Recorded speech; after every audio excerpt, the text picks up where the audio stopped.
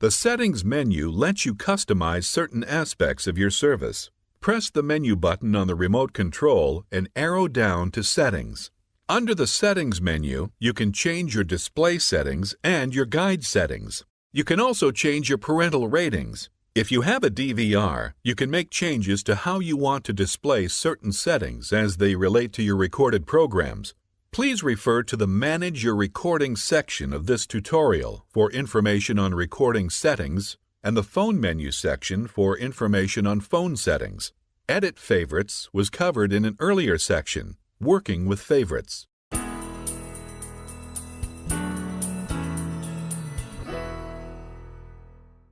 If you arrow to the right and highlight Display Settings and press OK, you can change how the set-top box should display specific items. For each option, simply use the arrow buttons to see available choices. You can turn closed captioning on or off, change the audio language and audio format, and change the TV output type. For example, you would need to display an HD TV in 16:9 and a regular television in 4:3. Here, you can also change your component settings, conversion mode, and output resolution.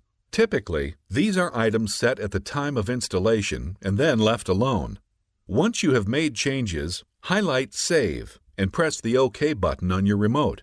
If you are afraid you have made changes that you do not want, you can always exit without saving your changes.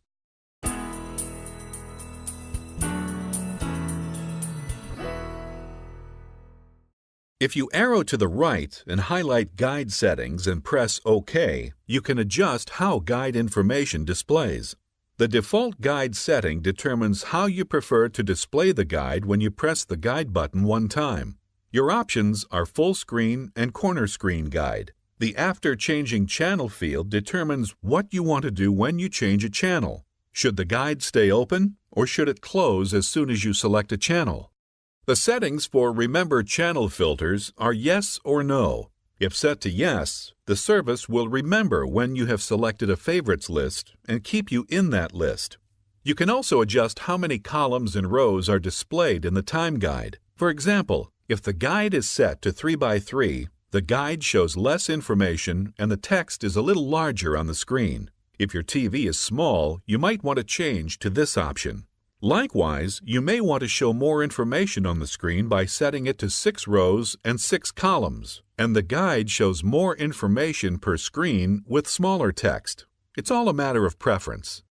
Inactivity timeout refers to how long the service will wait for a key to be pressed before the set-top box times out and closes the menu. Options range from 1 second to 2 minutes to never. If never is selected, you'll always need to press Exit to clear the screen. You can adjust scrolling behavior so you can scroll through channels in the guide either by channel or page by page. Finally, when you are using the Browse key to scroll through channels, the browser bar inactivity timeout setting determines how long the browser bar information will display on the screen once you stop scrolling. If you are afraid you have made changes that you do not want, you can always exit without saving your changes, or highlight Default and press the OK button on your remote control to go back to the factory-defined settings. The Settings menu also gives you access to options regarding the recordings on your DVR. From the main menu, highlight Settings, arrow to the right, and select Recording to change settings related to your recorded programs. You can group your titles by program within a specific folder by choosing Yes.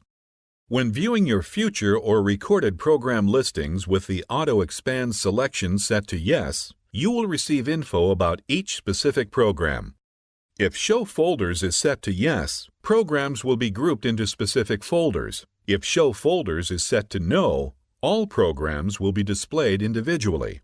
When watching a recorded program or viewing your lists of future and already recorded programs, you can choose how long you want the playback bar to display before automatically closing.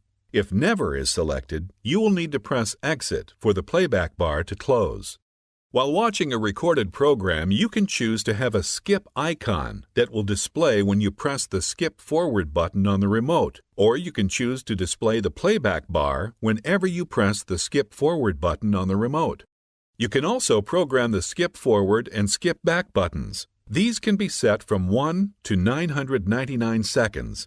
Once you have made your setting changes, highlight Save and press the OK button on your remote.